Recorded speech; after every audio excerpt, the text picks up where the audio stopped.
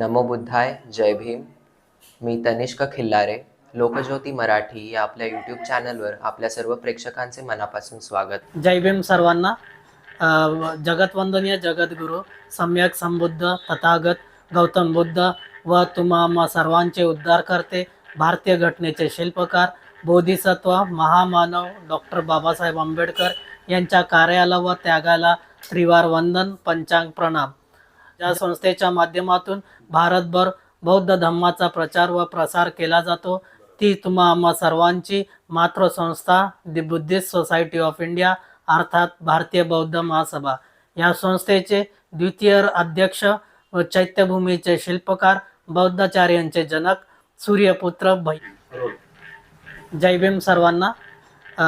जगतवंदनीय जगद्गुरु सम्यक संबुद्ध तथागत गौतम बुद्ध व तुम्हा सर्वांचे उद्धार करते, भारतीय घटनेचे शिल्पकार, बोधिसत्व, महामानव डॉक्टर बाबासाहेब आंबेडकर यांच्या कार्याला व त्यागाला त्रिवार वंदन, पंचांग प्रणाम. ज्या संस्थेच्या माध्यमातून भारतभर बौद्ध धम्माचा प्रचार व प्रसार केला जातो, ती तुम्हा सर्वांची मातृसंस्था the Buddhist Society of India अर्थात भारतीय बौद्ध महासभा. या संस्थेचे द्वितीय अध्यक्ष व चैत्यभूमीचे शिल्पकार, बौद्धाचार्यांचे जनक, सूर्यपुत्र भैयासाहेब आंबेडकर या कार्याला त्रिवार वंदन. तसेच संस्थेचे विद्यमान राष्ट्रीय संरक्षक आदरणीय महाउपासिका मीराताई आंबेडकर, तसेच संस्थेचे राष्ट्रीय कार्याध्यक्ष आदरणीय डॉक्टर भीमराव यशवंतराव आंबेडकर, तसेच संस्थेचे राष्ट्रीय सल्लागार श्रद्धेय प्रकाश तथा बाळासाहेब आंबेडकर या सर्वांच्या त्यागाला कार्याला त्रिवार वंदन व तुम्हा सर्वांना मी जय भीम. माझे नाव किरण अधिकराव कांबळे. गेल्या वर्षी बौद्धाचार्य प्रशिक्षण शिबिर ज्या संस्थेच्या माध्यमातून राबविले, ती भारतीय बौद्ध महासभा ठाणे जिल्हा शाखा यांच्यातर्फे संस्कार विभागातर्फे हे बौद्धाचार्य प्रशिक्षण शिबिर राबविले गेले. त्या शिबिरामध्ये परीक्षामध्ये माझा अंबरनाथमधून पहिला क्रमांक प्राप्त झाला व मी बौद्धाचार्यांचे विधी व पूजा करण्यासाठी उपलब्ध आहे, आता करू शकतो मी. त्याचप्रमाणे बौद्धाचार्याच्या प्रशिक्षणामध्ये आम्हाला काही शिकवले गेले, त्याबद्दल मी थोडक्यात माहिती देतो. व भारतीय बौद्ध महासभा संस्कार विभागातर्फे राबविले जाते. संस्कार विभागाचे ठाणे जिल्ह्याचे उपाध्यक्ष आदरणीय DN दिवार गुरुजी व संस्कार विभागाचे सचिव सोनावणे साहेब यांच्यातर्फे हे राबवले गेले. या शिबिरामध्ये हे शिबिर आषाढ पौर्णिमेला सुरू होते व 3 महिन्याच्या कालावधीनंतर संपते. अश्विन पौर्णिमेपर्यंत चालते हे शिबिर. दर शनिवार व रविवारी 3 तासाचा वर्ग घेतला जातो. हा वर्ग विठ्ठलवाडी येथे आनंदवाडी बुद्ध विहार येथे हे शिबिर राबविले जाते. हे बुद्ध विहार 2 मजली असून पहिल्या माळ्यावर तिथे सभागृह आहे. तिथेच येथे भारतीय बौद्ध महासभेच्या ठाणे जिल्ह्याचे कार्यालय आहे. त्या कार्यालयात हे बौद्धाचार्य धम्म प्रशिक्षण शिबिर राबविले जाते. या शिबिरामध्ये वेगवेगळ्या स्तरातून केंद्रीय शिक्षक, केंद्रीय शिक्षिका व वेगवेगळ्या पदांवर कार्यरत असलेले प्रशिक्षक येतात व उपस्थित सर्व प्रशिक्षणार्थींना सर्व विषयांबद्दल माहिती देतात व प्रात्यक्षिके दाखवतात. दर शनिवारी दुपारी 3 वाजल्यापासून सुरू होते हे शिबिर व संध्याकाळी 7 पर्यंत चालते. सुरुवातीला सूत्रपठण घेतले जातात. सूत्रपठणमध्ये आपल्या धम्मसंस्कार नियमाप्रमाणे जे आपले भारतीय बौद्ध महासभेचे जे पुस्तक आहे, वंदना सूत्रपठण हे विधी पुस्तक मिळते. या पुस्तकामधील दिले गेलेल्या सर्व प्रकारच्या प्रशिक्षणार्थीकडून म्हणून घेतल्या जातात व त्याचा अर्थ व त्याचे शब्द उच्चारणा नीट केली जाते. त्याच्यानंतर प्रत्येक गाथा व वंदनेचा एक टोन आहे. त्या टोनमध्ये त्या शिकवल्या जातात व ते 1 तास चालते. त्यानंतर 2 विषय घेतले जातात. त्यामध्ये संपूर्ण विषयांची माहिती आहे. वेगवेगळे विषय त्यामध्ये बुद्ध तथागत भगवान बुद्धांचे चरित्र, जीवन कार्य, त्यानंतर डॉक्टर बाबासाहेब आंबेडकरांचे कार्य, त्यानंतर धम्मात मूर्तीपूजेचे स्थान काय आहे, त्यानंतर बुद्ध धम्मवंदना, त्यानंतर परित्राण पाठचा अर्थ काय आहे, त्याच्यानंतर नामकरण विधी प्रात्यक्षिक, विवाह विधी प्रात्यक्षिक, साक्षगंध विधी प्रात्यक्षिक, त्यानंतर अंतिम संस्कार अंतिम विधी प्रात्यक्षिक व सर्व प्रकारची पुण्यानुमोदन कसा घेतला जातो, विवाह कसा लावला जातो, ही सर्व प्रॅक्टिकली तिकडे करून दाखवले जातात.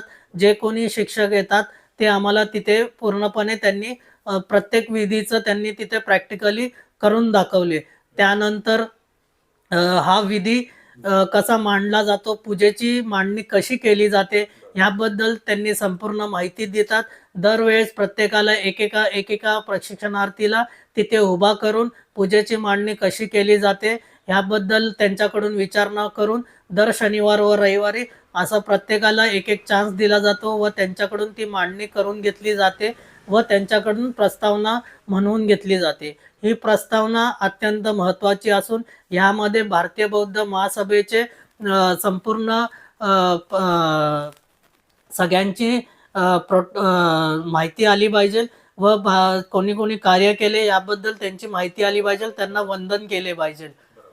ही प्रस्तावना प्रत्येक कार्यक्रमाच्या सुरुवातीला बोलली जाते व त्यानंतरच कार्यक्रम सुरुवात करायचा असतो. परत बौद्धाचार्यांनी पाळावयाचे नियम, बौद्धाचार्य होण्यासाठी आपण 7वी पास असले पाहिजे व आपली कमाल वयोमर्यादा ही 21 असली पाहिजे. ते 55 वर्षापर्यंत कुणीही व्यक्ती या प्रशिक्षणार्थी शिबिराला बसू शकतो व प्रशिक्षण घेऊन बौद्धाचार्य उपाधी प्राप्त करून पुढील धम्म कार्यात सहयोग करू शकतो. त्यानंतर बौद्धाचार्याने हे नेहमी पांढरे शुभ्र वस्त्र घालावे व आपले दाढी पूर्णपणे क्लीन असली पाहिजे व कुठल्याही धार्मिक विधीला जाताना नीटनेटके गेले पाहिजे. त्यानंतर कुठलाही धार्मिक विधी करताना बौद्धाचार्याने दिलेल्या आपल्या संस्थेच्या बायलॉजमध्ये दिल्याप्रमाणेच धम्मदान घ्यावे व कोणाकडूनही जास्त धम्मदान घेऊ नये. पुढील त्यानंतर सर्व प्रकारचे विषयांवरती माहिती देऊन काही विधीला जर कुठे तिथे भंतेजी आले असतील, भंतेजींना सर्वात आधी याचना केली जाते. ती बौद्धाचार्य व तिथे उपस्थित उपासकांनी भंतेजींना याचना करावी व त्यांच्याकडून पंचशील ग्रहण करून घ्यावे. त्यानंतरच बौद्धाचार्याने पूर्ण विधी करून बौद्धाचार्याने त्यांनी स्वतः ते विधी करून घ्यावा, भंतेजींकडून याचना व पंचशील दिल्यानंतरच. अजून बरेचसे विषय त्यामध्ये कव्हर केले जातात. काही विषय मी तुम्हाला सांगतो. त्यामध्ये धम्मध्वज वंदना आली, त्यामध्ये गृहप्रवेश विधी आहे, त्यानंतर बौद्धांचे सण कोणते व बौद्धांची पर्यटन स्थळं कोणती याबद्दल आम्हाला माहिती दिली गेली व त्यानंतर धम्म, अधम्म व सद्धम्म याचा अर्थ काय, आर्य अष्टांगिक मार्गाचा अर्थ काय, त्यानंतर अंधश्रद्धेवरती एक विषय घेतला गेला व त्यानंतर वाढदिवस विधी, स्मृतिदिन विधी प्रात्यक्षिक, भूमिपूजन विधी प्रात्यक्षिक, त्यानंतर विधी संस्कारात काय करावे व काय करू नये हे प्रत्येक बौद्धाचार्याने पाळावयाचे नियम व काही ठीक काही वर्षांनी अधिवेशन घेतले जाते बौद्धाचार्यांना दरवर्षी. तिथे त्यांना नवीन काय नियम बदलले असतील त्याबद्दल सर्व बौद्धाचार्यांना माहिती दिली जाते व त्याबद्दल प्रशिक्षण दिले जाते. आता मागचं अधिवेशन हे 2023 साली झाले होते. 3 दिवसाचे अधिवेशन झाले होते. त्यामध्ये आधी आपले भारतीय बौद्ध महासभेच्या वतीने आधी 13 विधी संस्कार घेतले जायचे, परंतु आता 15 झाले आहेत ते विधी संस्कार. 2 विधी संस्कार त्यामध्ये वाढवले गेले आहेत. हे विधी संस्कार आहेत गर्भमंगल दिन व परित्राण पाठ. आपल्या धम्मामध्ये काही लोक गर्भसंस्कार विधी करतात, त्यामुळे हे विधी जोडले गेलेले आहेत व सर्वांनी याचा लाभ घ्यावा व आपल्या घरात हे विधी करून घ्यावेत. असे भारतीय बौद्ध महासभेतर्फे एकूण 24 शिबिरं घेतली जातात. त्या शिबिरापैकी हे एक शिबिर आहे. बौद्धाचार्य प्रशिक्षण वर्ग हे दरवर्षी संपूर्ण भारतभर जितक्या शाखा आहेत तिथे घेतले जाते. हे एकाच वेळेस सर्व शाखांमध्ये सुरू असते व हे 3 महिन्याच्या कालावधीनंतर 1 महिन्यानंतर याची साधारणतः परीक्षा घेतली जाते. ही परीक्षा सर्व ठिकाणी सर्व केंद्रांवर एकाच दिवशी घेतली जाते संपूर्ण भारतभर.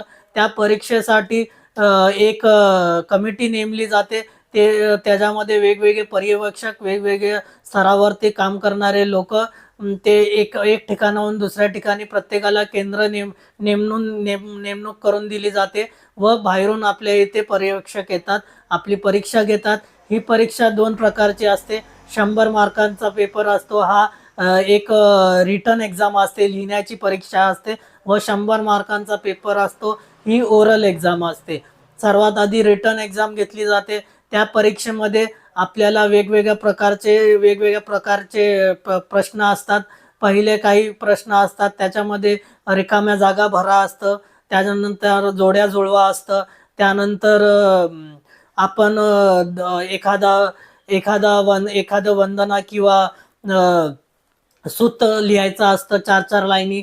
त्यानंतर त्याच्यानंतरचा प्रश्न असतो वंदनेबद्दल माहिती लिहायची असते व शेवटचे काही 4-5 प्रश्न असतात ते थोडक्यात उत्तरं लिहा असतात की बाबा तुमचे विचार काय आहेत, तुम्ही बौद्ध धम्माचा प्रचार कसा करणार व डॉक्टर बाबासाहेब आंबेडकरांनी 8 गोल्डन वर्ड्स कोणते सांगितलेत, 8 गोल्डन लाईन्स काय सांगितलेत, त्याबद्दल आपल्याला विचारले जाते. व ह्या परीक्षेमध्ये जे काही प्रश्न येतात हे मागच्याच 2-3 वर्षाचा जर तुम्ही अभ्यास केला परीक्षांचा, त्याच परीक्षांमधले असतात व संपूर्ण आपलं बुद्ध अँड हिज धम्मा या पुस्तकावर आधारित ही परीक्षा असते व बाबासाहेबांचे पूर्ण बाबासाहेबांची माहिती स्टार्ट टू एंड पर्यंत त्याच्यावर तेच आधारित हे प्रश्न असतात. ही परीक्षा झाल्यावर, रिटन परीक्षा झाल्यावर ओरल एक्झाम घेतली जाते, तोंडी परीक्षा घेतली जाते त्याच केंद्रावरती. ही परीक्षा संपूर्ण दिवस चालते. त्यानंतर तोंडी परीक्षेमध्ये सुद्धा 4 टेबल लावले जातात. पहिल्या टेबलला आपल्याकडून कोणतीही गाथा किंवा वंदना बोलून घेतात आपल्याकडून. म्हणजे आपल्याला जे येत असेल ते बोलायचं किंवा ते सांगतात ते बोलायचे. ते बोलून घेतल्यावर दुसऱ्या टेबलला पूजेची मांडणी कशी करतात त्याबद्दल विचारतात. त्याच्यानंतर तिसऱ्या टेबलला प्रस्तावना विचारतात, प्रस्तावना तुम्ही कशी कराल, कुठलाही कार्यक्रम कसा स्टार्ट कराल. व चौथ्या टेबलला आपल्याला भगवान बुद्ध किंवा बाबासाहेबांच्या जीवनावर आधारित काही प्रश्न विचारले जातात.